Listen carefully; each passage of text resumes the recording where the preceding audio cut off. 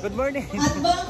Good morning guys. Welcome back to my YouTube channel. So Halika today na, is yung dyan po sa 8, ilalim ng art ng 2025 and we are here at Freedom Park, Davao City race briefing po to join the later. Yan. Ano Thank you for your 20-miler challenge of PBJ second leg. Please proceed muna tayo dito sa harap ng stage natin. Please lang come kami, forward sir. po mga manang sir. Dali lang, miss. Ayan. Ready na ba, runners? Yes. Ready na ba? Tara na. I think they're ready. So ayaw pa ulaw, dali, mom and sir, dali tayo ba? I think sila yung pinakamarami at Dali lang, miss. 16 runners, Good luck. 16 kilometers. Ang hirap mag-shoot kanina guys kasi ang dilim.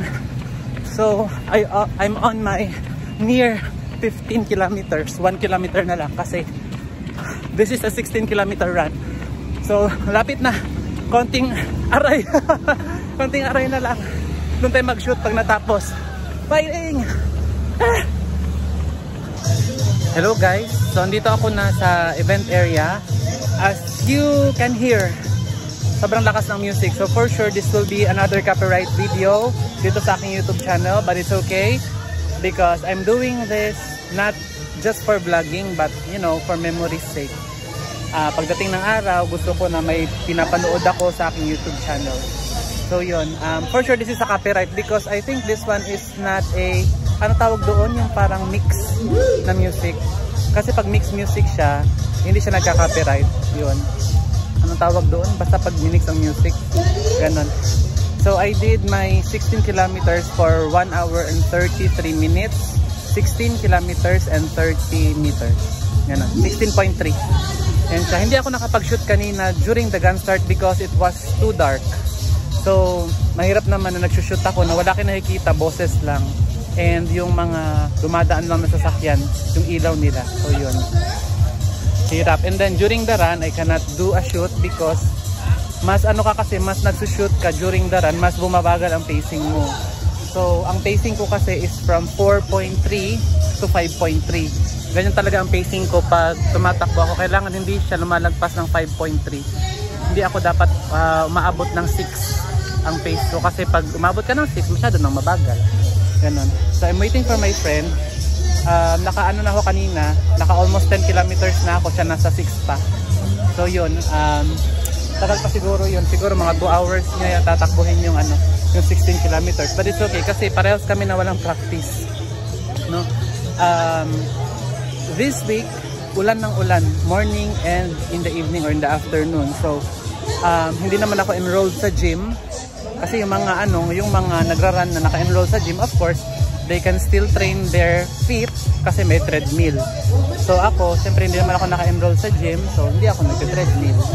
So ang ano ko lang talaga, ang training ko lang talaga is walking. Yan, nag-walk lang talaga ako. So yun. I'm waiting for my friend. Sana matapos siya ng before 6 o'clock or let's say 6:30 kasi masyadong nung mainit pag ano, pag lumagpas ng ganong oras. Anyway, hintayin natin siya dito.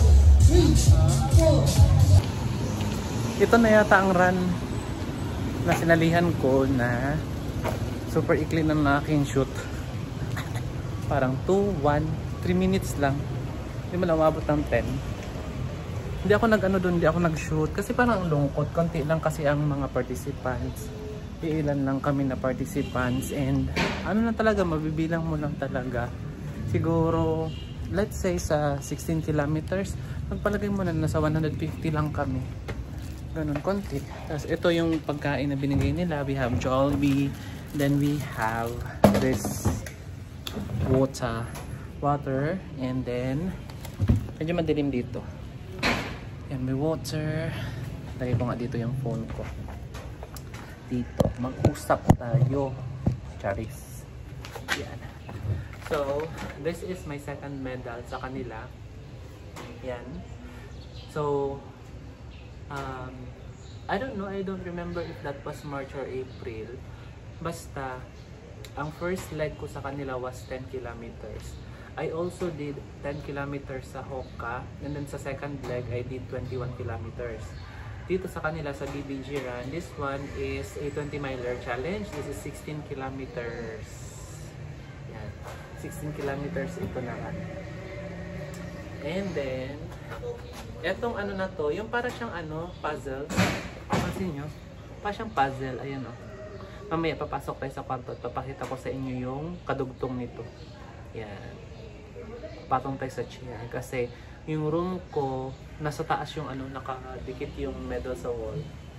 And then, papakita ko sa inyo yung ito yung meal na binigay nila. This is rice and chicken. Mamaya ako nakakainin. Di pa naman ako gutom.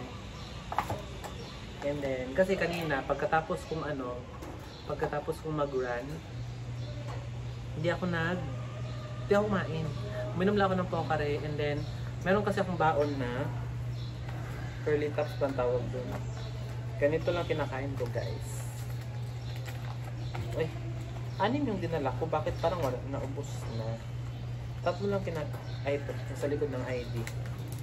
So, pag tumatakbo ako, ang dala ko lang is itong aking BDO card and my PRC. Yan. Dahil kong bit-bit to kasi just in case na may problema, at least meron akong ATM and meron akong ID in case of emergency. Ito yung kinakain ko, curly tops. May lamok. Curly tops para hindi ka ma-hypoglyce. Hindi magbaba ang sugar mo kasi normally, before the run, kinagabihan pa lang, before 6 or 5 o'clock in the afternoon, kumakain na ako ng meal. Hindi na ako kumakain ng breakfast. I don't eat breakfast. Kasi, gusto ko na yung laman ng tiyan ko na ilalabas ko before the run. Kasi mahirap tumakbo na mabigat ang tiyan. So, yun. And then, bumabawi ako pag nakauwi na ako dito sa bahay. Sa boarding house. So, ito yung kanilang finisher shirt. Let's see. Nakalimutan ko lang. Tama. Kulay blue yung finisher shirt ko before. So, this is the 16 kilometers finisher shirt. Malalaman nyo naman kasi meron sa likod. Ayun o, 16 km finisher. Yan siya. Medium size. I don't normally ask for small. Palaging medium size yung nilalagay ko when I register kasi small kasi masyadong maliit. At sakto sa akin ng small, pero kumbaga kulang siya, hindi ako masyadong makahinga. Yan. So, mas maganda na yung medyo sobra ng konti kaysa sa kaysa sa masyadong masikip. Ayun. So, pasok tayo sa room and papakita ko sa inyo yung kadugtong nito. Ikakat muna natin yung ating ikakat muna natin yung ating pag-shoot. Yan. O, sa malapitan, itong itsura niya. Yan siya. Kasi nga, araw ng kalayaan. Meron ding araw ng kalayaan run. Hindi ko alam kung sino ang nag-host ng event. No? Kasi nakasalubong namin sila eh. Sa amin, BBG. Yan. Araw ng kalayaan lang yung pangalan ng medal. Kasi nga, nataon ng araw ng kalayaan. Ayan siya.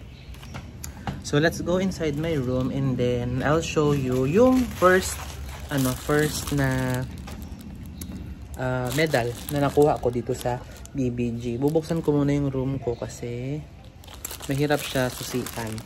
Dali lang.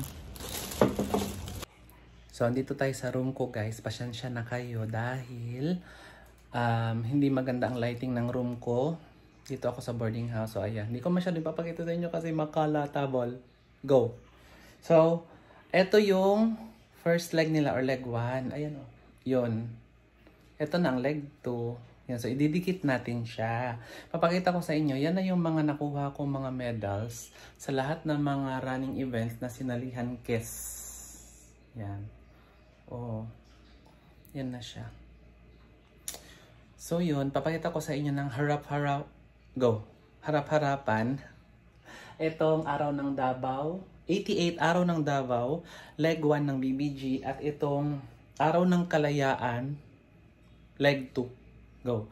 Tapos, yung leg 3 is, nakalimutan ko na kung ano yung pangalan. Basta. So, ipapakita ko sa inyo ha. Idugtong natin para bongga na. Go. So, ito yung mga medals ko. Ayan, sa harap. Hindi kasi makita tong isang. Ayan. Ayaw niya. Bahala ka. Ayan, ganon. 5 kilometers lang yan.